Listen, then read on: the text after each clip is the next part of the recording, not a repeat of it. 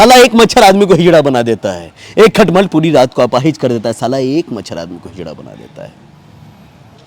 सुबह उठो, घर से निकलो, भीड़ गाय के हिस्सा बनो, शाम तक घर आओ, दारू पियो, बच्चे पैदा करो और सुबह तक फिर एक बार मर जाओ, क्योंकि आत्मा और अपने अंदर का इंसान मर चुका है, जीने के लिए घिनौने समझौते कर चुका है। क्या करे साला एक मच्छर आदमी को हिजड़ा बना देता है। टोपी लगाए मच्छर कहता है कि देश के लोगों में क्षमता की भावना आ रही है। शिक्षा की अगर बात करते हैं तो कहाँ तक आपने पढ़ाई की है और वो दौर कैसा रहा आपका? चप्पल उठा के चपला देते थे पापा, एकदम झोटा पकड़ के बाल पकड़ के पूरा झंझोड़ देते थे, दिन में तारे नजर आ जाते थे।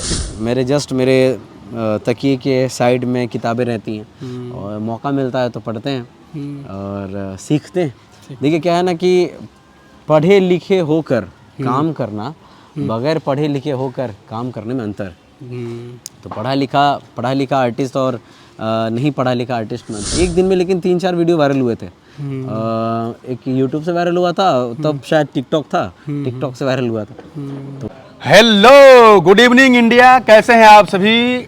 आप देख रहे हैं प्राइम अड्डा और मैं हूं आपके साथ आरजे फैज़। और इस वक्त मेरे साथ ऐसे शख्स हैं बिहार के जो किसी परिचय के मोहताज नहीं है, जो किसी तारुफ के मोहताज नहीं है, पूरे बिहार को पूरे देश भर में रिप्रेजेंट करते हैं। आदर्श आनंद, चलिए बिना किसी देरी के हम अपनी बात की शुरुआत करते हैं। कैसे हैं सर?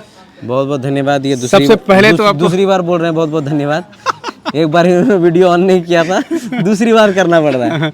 सबसे पहले तो दीपावली और छठ की आपको बहुत बहुत मुबारकबाद। फिर से बोलना पड़ रहा है, सभी लोगों को दीपावली और छठ की बहुत बहुत शुभकामनाएं हमारी तरफ से भी और भाई को भी, सभी घर वालों को, इनसे जो भी लोग इनके टच में हैं, इनसे जो भी लोग रूबरू हैं, उनको भी दीपावली और छठ पूजा की बहुत बहुत शुभकामनाएं।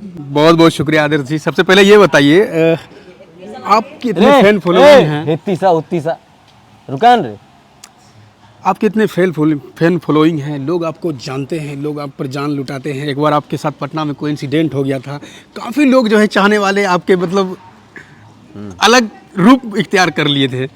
ये चीज़ें कैसे हुई, कैसे संभव हो पाया? आप शुरू से आगे कैसे बढ़े, यहाँ तक कैसे पहुँचे हैं? देखिए, ये तो 4 साल की उम्र से ये सब कर रहा हूँ मैं, और पिताजी के डांट फटकार ने बोलना सिखाया। जो भी शब्द मैं बोल रहा हूँ, जो भी अल्फाज हमारे ज़ुबान से निकल रहे हैं, वो सभी मेरे पिताजी की ही देन है। और शुक्रगुजार हूँ मैं तमाम लोगों का जो कि शुरू से लेकर आखिरी तक, अभी तक मेरे साथ बने हुए, मेरा साथ नहीं छोड़े हैं। और मैं जो भी चीज़ें कर रहा हूँ उसको अप्रिशिएट कर रहे हैं।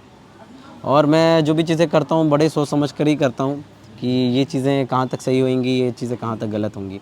तो कोशिश कर रहा हूँ, जद्दोजहद लगी पड़ी है अपनी ज़िंदगी में। और बगैर संघर्ष के तो कुछ हासिल नहीं होता ना, बिना संघर्ष के तो कुछ प्राप्त करो तो उसका मतलब, पिकनिक मनाने जाते हैं ना हम लोग 1 जनवरी में, है ना, कोई 500 रुपये दे रहा है, कोई चावल लेके आ रहा है, कोई दाल लेके आ रहा है, कोई अंडे का पैसा लिया, है ना, कोई चिकन का पैसा लिया, तब जब सब मिलकर बनाते हैं ना तो उसका स्वाद अलग होता है। चाहे वो जल भी जाए ना तो उसको अच्छा लगेगा, अच्छा लगता है बिल्कुल, क्योंकि उस पर मेहनत होती है 4 लोगों की।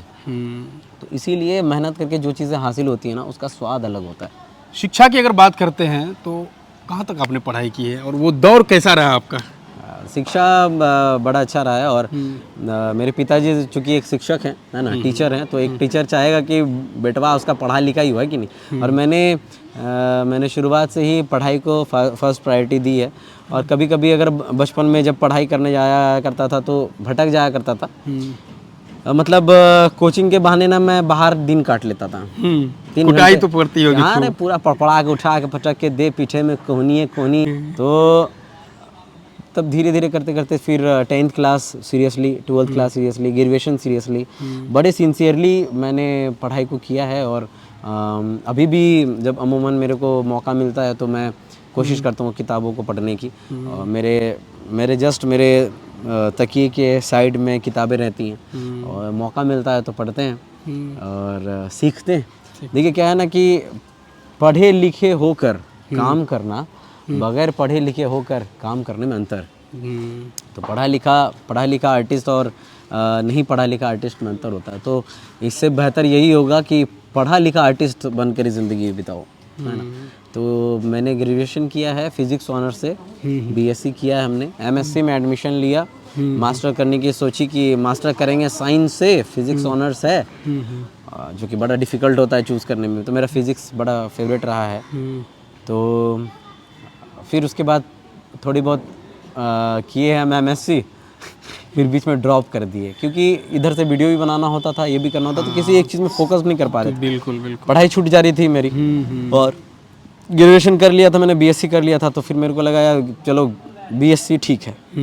अब इसके बाद फिर मैंने MSc ड्रॉप कर दिया, फिर मैं पूरी तरह से लगा हुआ हूँ एक्टिंग के फील्ड में, और कोशिश कर रहा हूँ कि as an entertainer, as a performer सबको खुश करने की कोशिश कर रहा हूँ, एंटरटेन करने की। वीडियो कौन सा वायरल हुआ था पहला, सबसे पहला, जिस देखने के बाद बिल्कुल खुश, अरे यार वायरल हो गया, जा रहा है? ये तो पता नहीं है, लेकिन मैं जो भी काम करता हूँ वो खुशी खुशी करता हूँ, और इंसान को काम अगर करना चाहिए ना, खुश होकर काम करना चाहिए। काम करने के बाद खुश होना और खुश होकर काम करने में अंतर है, बहुत है ना। तो इसीलिए जो भी काम करो खुश होकर करो। अगर तुम खुश होकर काम करोगे तो सामने वाले खुश होंगे, और काम होने के बाद फिर खुश होना, उसका फिर मज़ा नहीं है। तो इसीलिए चेहरे पर स्माइल रखकर खुश होकर काम कीजिए, मज़ा आ जाएगा। तो वीडियो कौन सा वायरल हो हमें नहीं पता, एक दिन में लेकिन 3-4 वीडियो वायरल हुए थे। एक यूट्यूब से वायरल हुआ था, तब शायद टिकटॉक था, टिकटॉक से वायरल हुआ था, तो वो कमाल ही हो गया था। मतलब ट्विटर पे अच्छे रैंक पर वीडियो मेरा ट्रेंड हो रहा था, लोग रीट्वीट कर रहे थे, रीपोस्ट कर रहे थे वीडियोस को, तो बड़ा अच्छा। पूरे बिहार को आप पूरे देश भर में रिप्रेजेंट करते हैं, कैसा कभी कभी महसूस कैसा करते हैं? जैसा लगता है जब लोग आपसे मिलते होंगे, आदर्श आनंद, सेल्फी लेते होंगे, कई तरह की ऐसा लगता है कि मैं खुद से मिल रहा हूँ। मुझे ऐसा कभी फील नहीं हुआ कि मैं किसी फ़ैन से मिल रहा हूँ, दोस्त से मिल रहा हूँ। मेरे को ऐसा लगता है कि मैं खुद से मिल रहा हूँ, क्योंकि जब मेरा ZTV में सिलेक्शन हुआ था एज अ कंटेस्टेंट, तो फिर जब मैं मूवी मस्ती विद मनीष पॉल, जो बहुत बड़े एंकर हैं, RJ भी रह चुके हैं जी, तो उनके शो पे हमारा बुलावा आया, तो मैं बड़े मतलब बेबाकी के साथ कहते हैं ना उत्तर देना, तो मैं वहाँ ब्लैंक हो गया है ना। तो और एज अ फ़ैन मैंने इस चीज़ को फील किया है कि मैंने को सेल्फ़ी लेने का मन था मनीष सर के साथ, नहीं ले पाया। नवाजुद्दीन सिद्दीकी सर बस सामने बैठे हुए थे, मैं उनके साथ सेल्फ़ी नहीं ले पाया, तो वो एक मलाल रह गया कि एज अ फ़ैन। जब मैं एज अ फ़ैन इस चीज़ को महसूस करता हूँ, तो मुझे लगता है कि जो आपसे सेल्फ़ी लेने आ रहा है ना, तो वो क्या फील करता होगा। बिल्कुल बिल्कुल। तो इसीलिए हम खुद को देखते हैं सामने वाले के अंदर।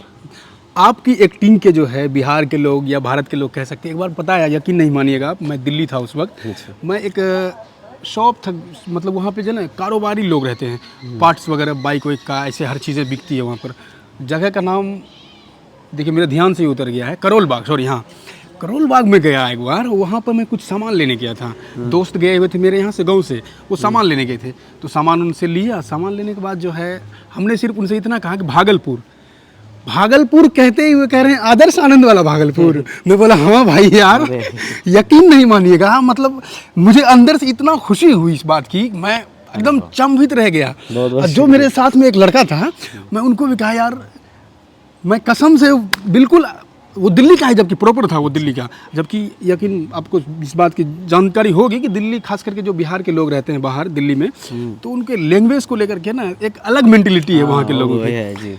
तो उस चीज़ से मुझे इतना खुशी हुई कि मैं वाकई में पूरे ट्रेन में चर्चा करते आया उस चीज़ का। ठीक है, तो उस वक्त से मेरा एक ड्रीम भी था कि, हालांकि मैं RJ का मतलब कोर्स कर रहा था उस वक्त, मुंबई गया, तो जब आया गांव तो मुझे था कि मैं आदर्श भाई से एक बार ज़रूर मिलूंगा, उनका इंटरव्यू करूंगा। So sweet, बहुत तो एक चीज़ ये बताइए, आपकी तो कायल हैं ये लोग, एक्टिंग के आपके फ़ैन हैं, हर चीज़ देखते हैं, आपके पसंद करते हैं, आप किसके एक्टिंग के कायल हैं? अगर मैं सेलिब्रिटीज़ की बात करूँ तो मैं स्पेशली जो मैं फॉलो करता हूँ वो मेरे छोटे छोटे बच्चे, मैं इनका कायल हूँ, मैं इनसे बहुत कुछ सीखता हूँ। जो आसपास हो रही होती है ना, वो सबसे ज़बरदस्त एक्टिंग होती है, उसे आप ऑब्जर्व करते हो यार, रियल है। एक्टिंग वही है ना कि जो एक्टिंग ना लगे, एक्टिंग का मतलब ही वही है, जो एक्टिंग ना लगे। एक्टिंग लगे वो एक्टिंग थोड़ी है, एक्टिंग थोड़ी, समझ रहे। इसलिए जो एक्टिंग ना लगे वो एक्टिंग है। तो मैं बच्चों से बहुत ज़्यादा सीखता हूँ, और ऐसे बहुत सारे ऐसे सेलिब्रिटीज़ हैं जिनको मैं फॉलो करता हूँ, मैं देखता हूँ, जिनसे मैं सीखता हूँ। इरफान खान सर हैं, हमारे बीच तो नहीं रहे, उनकी यादें, उनके जो कार्य हैं, उनका जो काम है, वो मिसाल है ना। तो लेजेंडरी इरफान खान सर हो गए, पंकज त्रिपाठी सर हो गए, नवाजुद्दीन सिद्दीकी सर हो गए, नाना पाटेकर सर हो गए, अमिताभ बच्चन सर हो गए, टाइमिंग के मामले में हमारे गोविंदा सर हो गए, सलमान खान सर हो गए, अक्षय कुमार सर हो गए। सभी लोगों से मैं कुछ ना कुछ तो सीखता हूँ। कुछ ना कुछ सीखता हूँ। ऐसा कोई स्पेसिफिक नहीं है कि क्या आपका फेवरेट है क्या।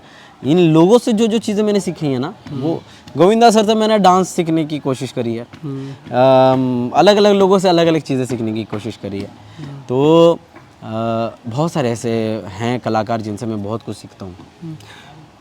आपने नाना पाटेकर की बात की, आप वो भी कर लेते हैं, क्या कहते हैं उनको, इमिटेशन, मिमिक्री। मिमिक्री भी कर लेते हैं आप, तो मुझे थोड़ा नाना पाटेकर का मिमिक्री कर दीजिए आप। अच्छा है, बहुत अच्छा है।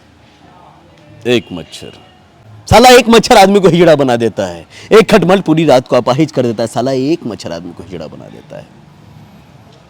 सुबह उठो, घर से निकलो, भीड़ गाय के हिस्सा बनो, शाम तक घर आओ, दारू पियो, बच्चे पैदा करो और सुबह तक फिर एक बार मर जाओ, क्योंकि आत्मा और अपने अंदर का इंसान मर चुका है, जीने के लिए घिनौने समझौते कर चुका है। क्या करे साला, साला एक मच्छर आदमी को हिजड़ा बना देता है।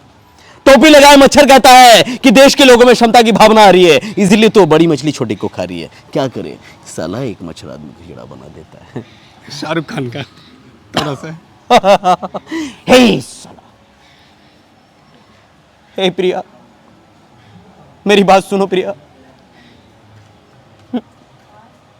मैं आंखें बंद करता हूं तो तुम्हें देखता हूं, मैं आंखें खोलता हूं तो तुम्हें देखना चाहता हूं। तुम पास नहीं होती तो तुम्हें चारों महसूस करता हूं। हर वक्त, हर पल मेरे नैना सिर्फ तुम्हें ढूंढते हैं।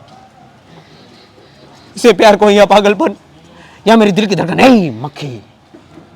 मैं जब भी डायलॉग बोलता हूं साला ये मक्खी मेरे को डिस्टर्ब करता है। ए साला मेरे, ए मदम चोपड़ा, मारना मारना, क्या देख रहा है? Hit me here, hit me here. अबे साला डर गया साला। क्यों नहीं मार रहा मेरे को? मारना साला।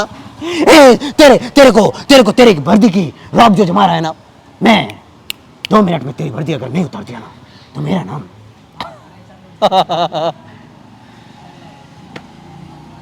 बहुत गजब, बहुत मस्त।